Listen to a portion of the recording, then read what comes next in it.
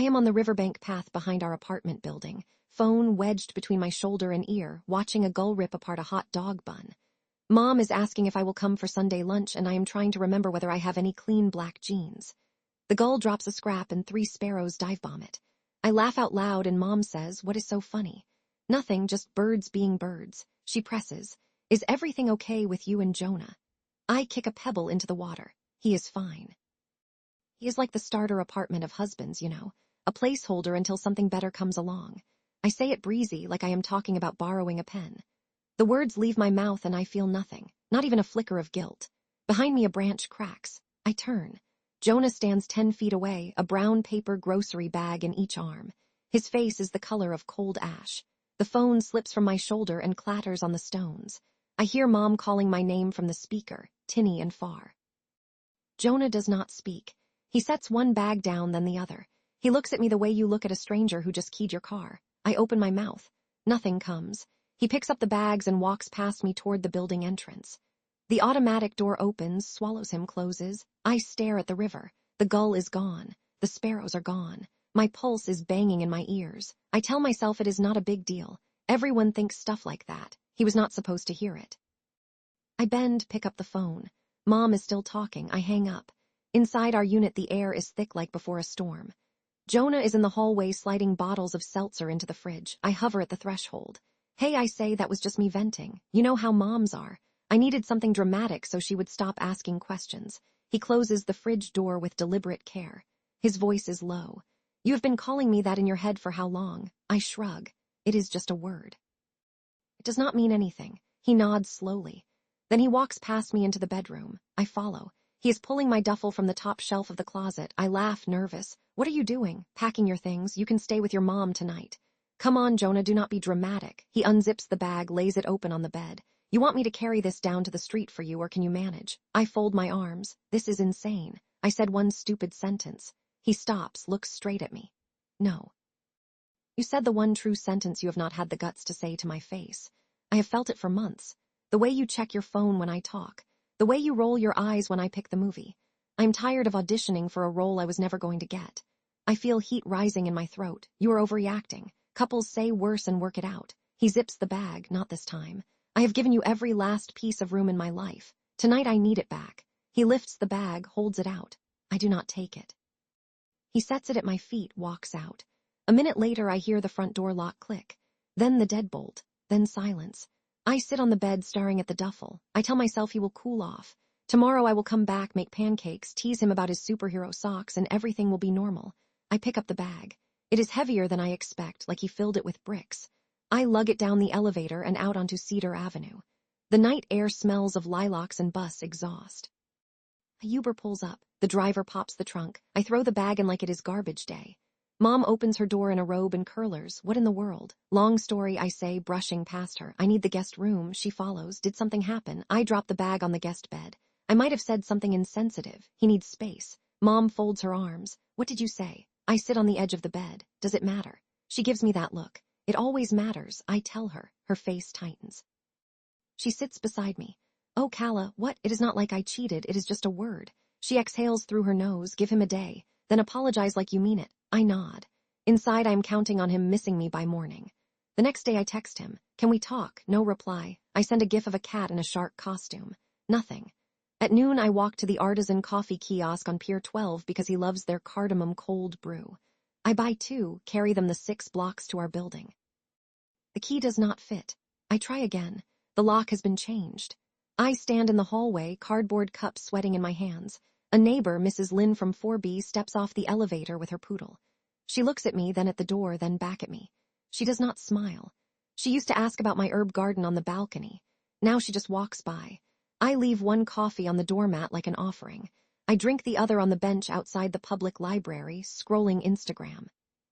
Everyone looks ecstatic. I post a picture of my sneakers against the cobblestones. Caption: "Sometimes the universe hits reset." #growth. The following week is a blur of friends' couches and borrowed chargers. I crash with my college roommate Nadia in her loft above the pottery studio. She hands me a towel that smells of clay. "Jonah texted me," she says. "He wants to know if you picked up your bike from the storage cage." "Tell him to keep it," I mutter. I do not even like cycling. It was his hobby. Nadia raises an eyebrow. You used to brag about the tandem rides. I roll my eyes, performative affection. She lets the silence sit. Then, Calla, maybe stop talking for a minute and listen to yourself. I spend the next 3 nights at a boutique hostel because I need space from everyone's opinions. I charge dinner to the joint credit card. Declined. I try the debit card. Declined. I pay with the emergency 20 I find in my coat lining and feel a small flare of panic. I call the bank. The automated voice tells me the checking account has been closed. I call Jonah, straight to voicemail. I leave a message dripping with sarcasm. Nice financial coup, very mature.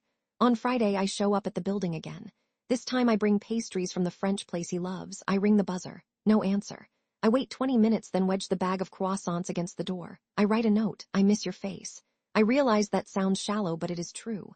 Calla. I come back that evening. The bag is gone. The note is not. It has been torn in half. I pocket the pieces like evidence. Saturday, I run into Jonah at the farmer's market on Alder Street. He is examining bunches of radishes. He wears the green Henley I gave him last Christmas. I step in front of him. Hey, he looks up. His eyes are calm, distant. Hello, Calla, can we talk somewhere private? He sets the radishes down. I think we have said everything that matters. I swallow. I was a jerk, I know that now. Let me make it right. He sighs.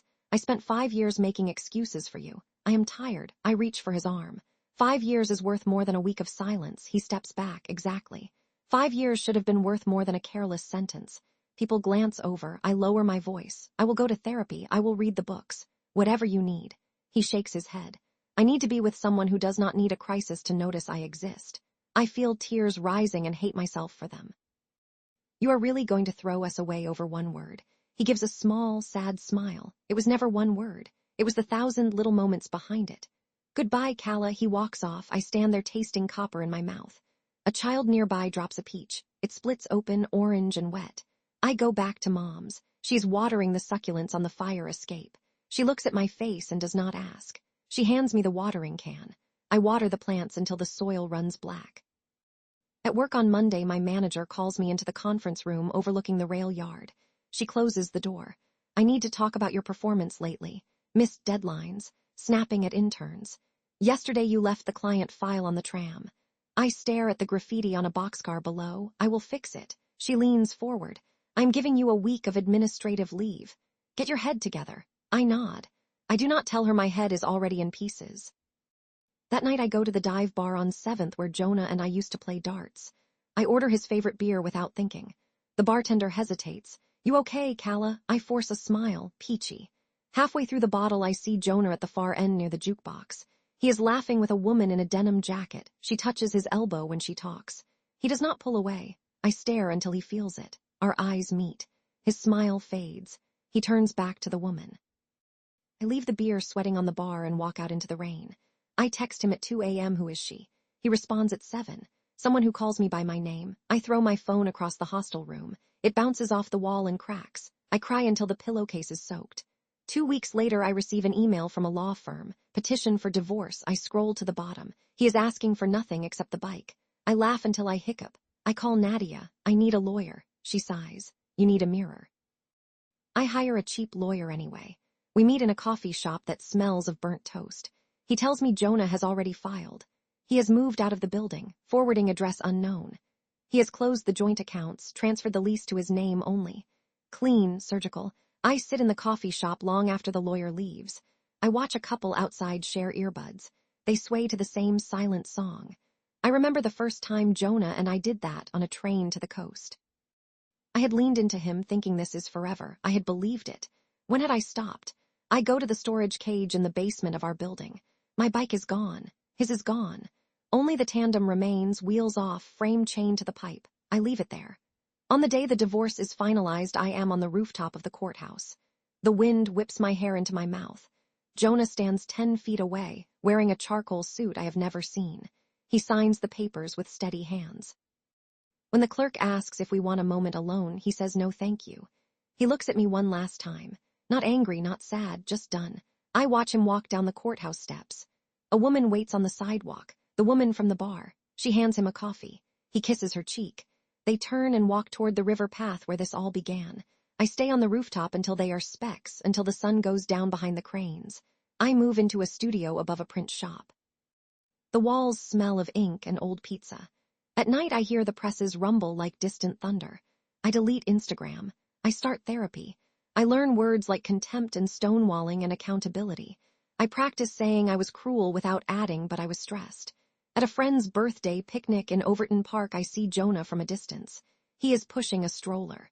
The denim jacket woman walks beside him, hand on his back. They stop under a maple. He lifts a baby out, holds her up to the leaves. The baby laughs. I look away. I sell the tandem on Craigslist to a pair of newlyweds. They pay cash and promise to send pictures from their honeymoon. I never get the pictures. Sometimes I walk past our old building. Mrs. Lynn now smiles at me, small and polite. The balcony where my herbs once grew is bare. New tenants have hung wind chimes that sound like glass breaking. I date again. Men who text maybe and show up late. I catch myself rolling my eyes and excuse myself to the restroom to breathe. I apologize more now, mean it less glibly. On the first anniversary of the day he locked me out, I write Jonah a letter. I do not ask for anything. I tell him I understand now what I took for granted. I mail it to his office. He does not reply. I do not expect him to. I am on the riverbank path again, early morning, fog rising off the water. I stop where I stood that day with the phone at my shoulder. The gulls are gone. The sparrows are gone. I look at my reflection in the water. I say out loud, you were the real thing, I was the placeholder. The river carries the words away downstream. I turn and walk back toward the city. The sun climbs. Somewhere a train whistle blows. I keep walking.